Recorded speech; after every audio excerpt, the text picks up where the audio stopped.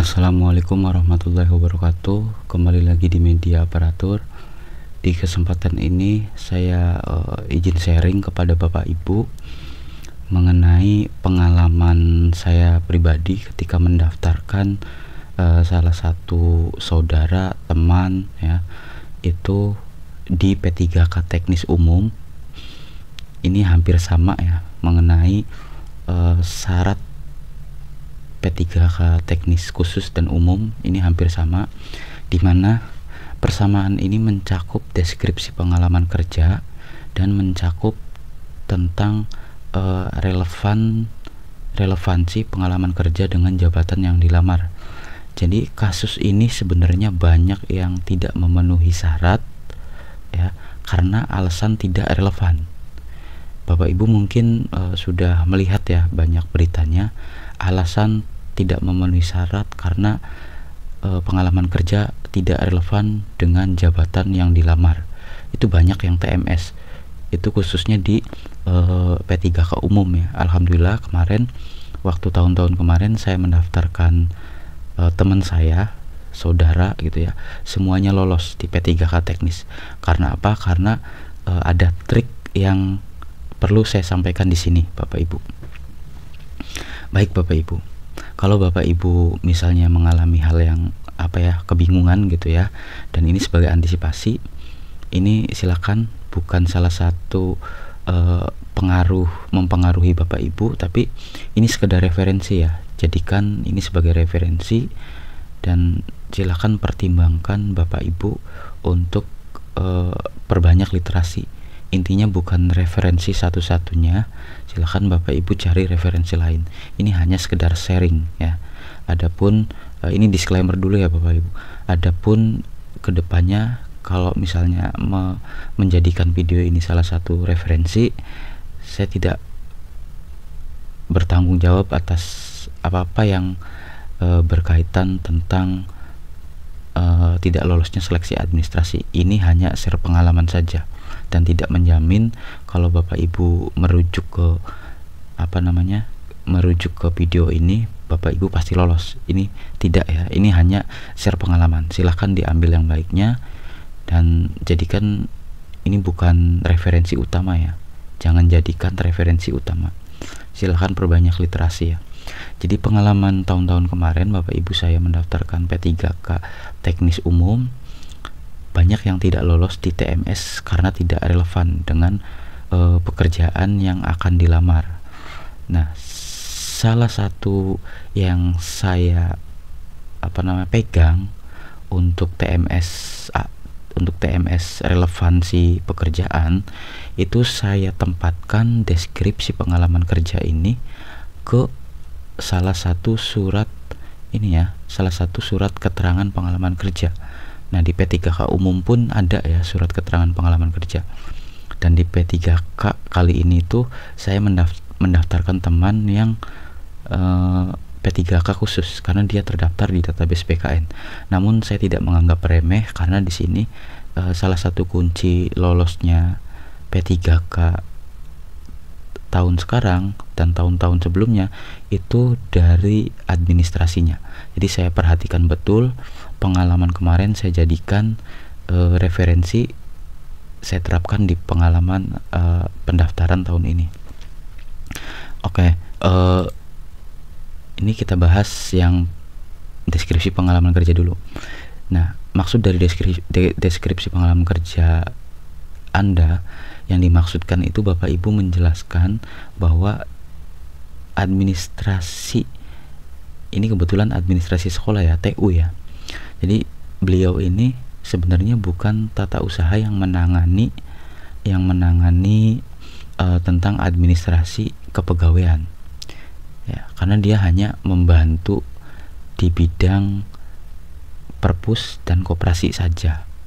Tapi karena dia ingin melamar di lingkungan administrasi yang ada di kecamatan, kantor kecamatan, dan posisinya itu sebagai subag umum dan kepegawaian, maka saya mencantumkan deskripsi pengalaman kerjanya dia itu di SSCSN-nya itu seperti ini: menyusun laporan absensi bulanan guru dan staf, memastikan tindak lanjut dari surat yang masuk sehingga surat terselesaikan tepat waktu dan arsip tertata rapi, menyusun sistem klasifikasi dokumen dan arsip, mengarsipkan administrasi guru untuk laporan PKKS, merekapitulasi agenda guru setiap triwulan, dan ikut serta dalam program dan kegiatan-kegiatan sekolah. Nah, ini bagian dari program kerja subbab umum dan kepegawaian. Nah, ini saya kombinasikan bagaimana caranya agar relevan dengan pengalaman kerja dengan jabatan yang akan dilamar. Kebetulan beliau pengalamannya itu sebagai pembantu perpus ya, bukan kepegawaian.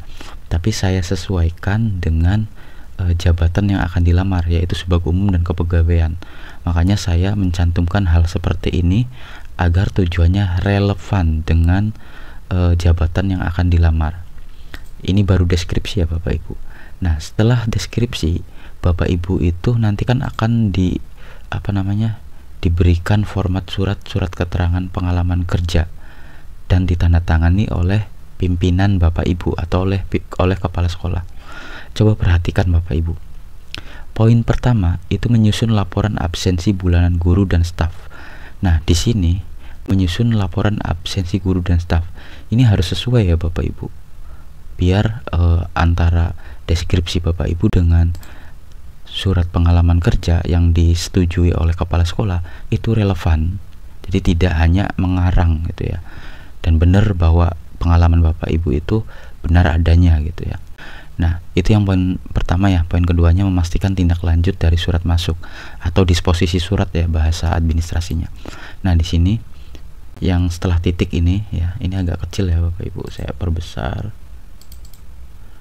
Nah, ini real ya di di SSCSN ya. Ini kebetulan belum saya resume. Ini pengen saya share terlebih dahulu sebelum saya resume punya temen. Nah, poin kedua itu menyusun sistem memastikan tindak lanjut dari surat yang masuk atau disposisi ya. Kemudian saya tambahkan narasi seperti ini sehingga surat terselesaikan tepat waktu dan arsip tertata rapi, karena bentuknya deskripsi kan, jadi harus disesuaikan. Kemudian poin yang kedua menyusun sistem klasifikasi dokumen dan arsip. Nah, di surat pernyataannya saya tuliskan menyusun sistem klasifikasi dokumen dan arsip. Nah, di sini ke poin 4-nya ya, mengarsipkan administrasi guru untuk laporan PKKS. Nah, saya tuliskan lagi di sini, mengarsipkan administrasi guru untuk laporan PKKS. Nah, di poin berikutnya merekapitulasi agenda guru setiap triwulan. Di surat pernyataannya saya cantumkan lagi merekapitulasi agenda guru setiap triwulan. Terus sampai poin yang terakhir, ikut serta dalam program dan kegiatan sekolah. Kemudian surat pernyataannya ikut serta dalam program dan kegiatan-kegiatan sekolah. Nah, kemudian ditandatangani oleh sekolah atau oleh kepala sekolah ya. Karena tujuannya ingin menyelamatkan administrasi ya. Tapi ini guru administrasi tersebut ini sifatnya hanya membantu dan emang beliau ini sebagai administrasi gitu ya. Tapi yang namanya membantu kan tidak pokok gitu. Dia justru membantu setiap administrasi di perpustakaan, di koperasi dan di tata usahanya gitu. Jadi kalau dibilang dia pengalaman juga pengalaman, tapi karena dia ingin mendaftar di subbag umum dan kepegawaian, makanya saya relevansikan antara surat keterangan pengalaman kerja dengan deskripsinya. Itu biasanya penyebabnya di sini. Di deskripsi tidak sesuai dengan surat pernyataan atau surat keterangan. Mungkin itu saja sharingnya, semoga bermanfaat. Kunci utama untuk lolos seleksi kompetensi adalah Bapak Ibu harus lolos administrasi dulu ya.